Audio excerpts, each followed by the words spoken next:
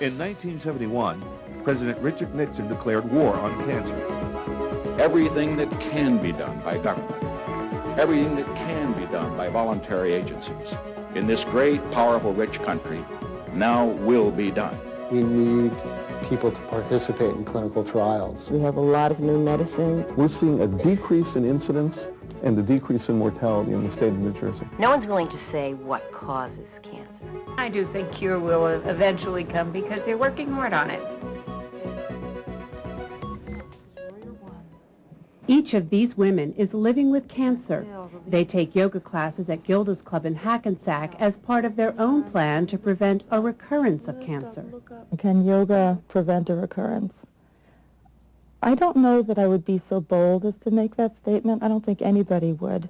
But what I would say is that it can certainly support creating a healthier immune system.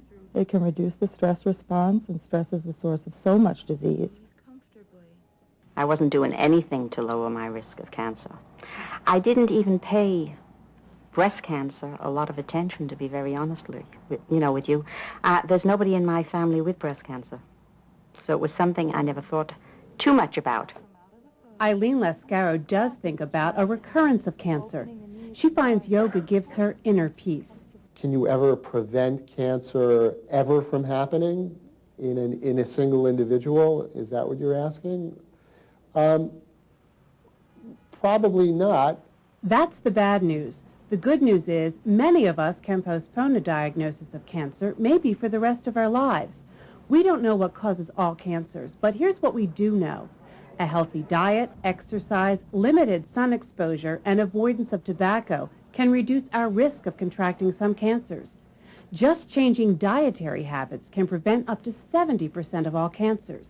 It's not as if we haven't heard this before. Humor has even been employed to get our attention about colon cancer.